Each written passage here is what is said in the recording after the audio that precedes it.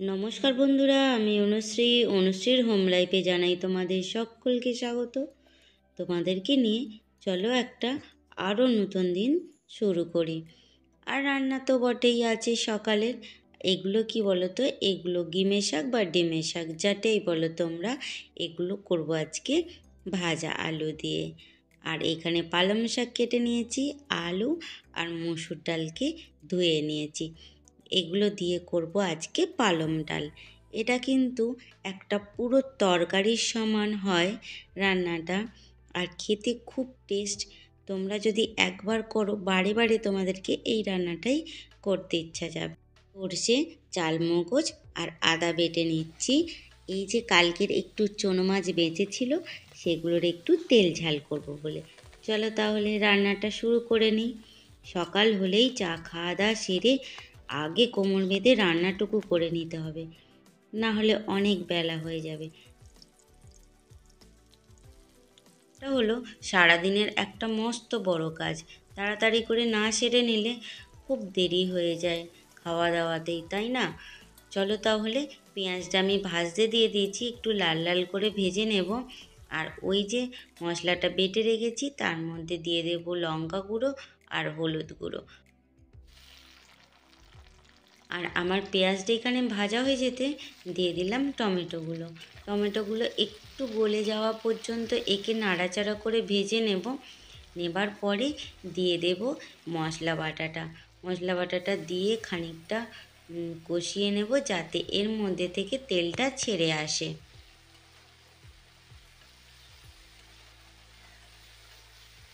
মশলাটা আমার কষানো হয়ে গেছে, এই যে এরকম হয়েছে। এর ওপরে এবার দিয়ে দিলাম একটু জলটা ফুটে আসতেই মাছগুলো দিয়ে দেব। ব্যাস শুকনো করে নামিয়ে নেব, হয়ে যাবে আমার মাছের তেল ঝাল। কেমন লাগলো তোমাদের জানিও। আর ডালটা করে নেব। তেলের ওপরে দিয়ে দেবো শুকনো লঙ্কা আর জিরে ফোড়ন, দিয়ে দেবো অল্প পরিমাণে রসুন কুচি, আর দিয়ে দেব পেঁয়াজ। ডালের মধ্যে এই পেঁয়াজটা খুব ভালো করে কুচিয়ে নিতে হবে। সরু সরু করে কুচিয়ে নিলে তাড়াতাড়ি গলেও যাবে আর মুখের মধ্যে লাগবেও না। চলো তাহলে মশলাটা আমি ভেজে নিই আর তোমাদেরকে দেখিয়ে দিই। এই যে ডালটা আমার এই পর্যায়ে এসেছে, আর অল্প একটু আদা ছিল, তাতে দিয়ে দেব লঙ্কা আর হলুদ গুঁড়ো, দিয়ে এই মশলাটা পেঁয়াজের ওপরে দিয়ে দেবো। ব্যাস, এতে আর কোনো ফোড়ন বা মশলা দেওয়ার কোনো দরকার নেই। দেখো বন্ধুরা, ভালো করে কষিয়ে নিতে হবে। আর তারপরে কষানো হয়ে গেলে আমি এর মধ্যে যেটা সেদ্ধ করে রেখেছিলাম ডাল, পালং শাক আর আলু, সেটাই দিয়ে দেব। দিয়ে লবণ মিষ্টি পরিমাণ মতো দিয়ে দেব, দিয়ে খানিকটা ফুটতে দেব। এই ডালটা কিন্তু একটা তরকারির সমান হয়, যে কোনো ভাজা বা মাছের ঝাল করে নিলেই চলে। তোমরা করে দেখো বন্ধুরা, খুব ভালো টেস্ট হয়। আর এই যে আমার এই ডালটা হয়ে গেছে, ডালটা থাকলে আর কিছু লাগে না, এই দিয়েই তোমার ভাত খাওয়া হয়ে যাবে। আর কয়েকটা আলু ভেজে নিচ্ছি।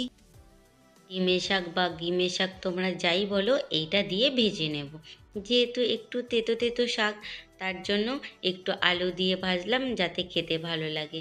একটু লাল লাল করে ভেজে নিলেই আজকের আমার রান্নাটা কমপ্লিট হয়ে যাবে। এই যে এই ধরনের দেখতে হয়েছে। আজ বিকেলে গাছগুলোতে ভেবেছি একটু সার দেব। দেখেছো গাঁদা গাছগুলো আমি বসিয়েছিলাম কদিন আগেই, তো ঠিক সময় মতো মনে হচ্ছে আমার টবে দেওয়া হয়নি। ছোট ছোট গাছে কুঁড়ি এসে গেছে, কিন্তু এখনও ঠিকভাবে গাছটা বেড়ে ওঠেনি। তাই ভাবলাম যে একটু সার ওর মধ্যে দেব। আর দুপুরে রান্নাবান্নার পরে তারপরে অনেক কাজ থাকে, বাসন টাসন মাজা, ঘর দুয়ার পরিষ্কার করা, সেসব করে খাওয়া দাওয়া। আর তোমাদেরকে সেসব ভিডিও কোনো দিনই আমি প্রায় দেখাতে পারি না। আর বিকেলে গাছে জল দিতে চলে এলাম, ভাবলাম তোমাদের সঙ্গে আর একবার দেখা করে কথাও বলি। আমি ভেবেছিলাম যে গাছের গোড়ায় সার দিয়ে জল দিয়ে দেব, তারপরে তোমাদের দাদাভাই বলল যে না, এটা একটুখানি খুঁড়ে নাও গাছের গোড়াগুলো, দিয়ে এই সারটা দাও, তাহলে ভালো কাজ হবে। এটা কি বলো তো, আমাদের আলু জমির জন্য যে সারটা এনেছিল সেই সার, সেখান থেকে কিছুটা রেখেছিলাম, সেই সারই গাছগুলোতে দেব।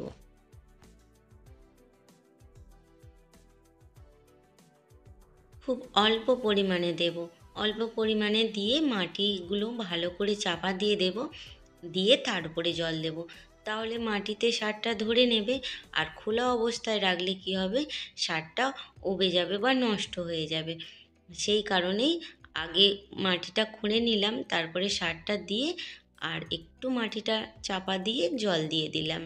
ব্যাস, এইভাবে প্রত্যেকটা গাছে করে নেব। আমি খুঁড়ে নিয়েছিলাম এর আগেই সমস্ত গাছগুলো, একাই গাছে সার দিচ্ছিলাম। তারপরে দেখলাম তোমাদের দাদা ভাইও এলো, তো বললাম যে একটু তাড়াতাড়ি হয়ে যাবে, তাহলে তুমি প্রত্যেকটা গাছে সারগুলো দিয়ে দাও, আর আমি মাটিগুলো চাপা দিয়ে তাড়াতাড়ি করে জল দিয়ে দিই, তাহলে একটু তাড়াতাড়ি হবে। না হলে অনেক সন্ধ্যার দিক হয়ে এসেছে, হয়তো সন্ধ্যা হয়ে যেতেও পারে।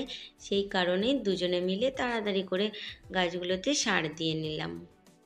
দেখো বন্ধুরা, দেখেছো ওই যে ছোট্ট একটা কুঁড়ি দেখেছো, প্রত্যেকটা গাছে এইভাবে কুঁড়ি চলে এসেছে, কিন্তু সেইভাবে গাছগুলো এখনও ভালো করে হয়নি। আর এই গাছগুলোতেও দিয়ে দেবো, কয়েকটা আগাছাও জন্মেছে, সেগুলো পরিষ্কারও করতে থাকছি, আবার এই সার মাটিটা ঢাকা দিতেও থাকছি। কিন্তু বাকি রইল ডালিয়াটা আর চন্দ্রমল্লিকাগুলো, সেগুলো কালকে দেব। এগুলো আপাতত দিয়ে নিই, কেননা অনেক বিকেল হয়ে গেছে আজকে এই সমস্ত কিছু কাজ করতে গিয়ে। এই গাছটাতে কিন্তু অনেক কুঁড়ি এসেছে, দেখেছো তোমরা। আর সারটা দিয়ে জল দিয়ে দেব, দেখা যাক কালকে কী রকম হয়। হয়তো 2-1 দিনের পরে বোঝা যাবে যে সারটার কী রকম কাজ দেবে। বন্ধু, পুরাতন বন্ধু যারা যারা আমার এই ভিডিওটা দেখছো, তাদেরকে জানাই অনেক অনেক ধন্যবাদ। নতুন বন্ধু যারা তোমরা এই প্রথমবার আমার চ্যানেলে এসে ভিডিওটা দেখছো, তাদেরকে বলবো চ্যানেলটা সাবস্ক্রাইব করে প্লিজ তোমরা পাশে থেকো, আর পাশে বেল আইকনটা প্রেস করে দিও, যাতে প্রত্যেকটা ভিডিও নোটিফিকেশন সবার আগে তোমাদের কাছে পৌঁছে যায়। এই এসেছে, চলো বন্ধুরা আজ তাহলে আসি। দেখা হবে নতুন একটা দিনে নতুন একটা ব্লগের সাথে। ভালো থেকো, পাশে থেকো। দেখো, ওই দেখো আকাশে চাঁদও উঠে গেছে।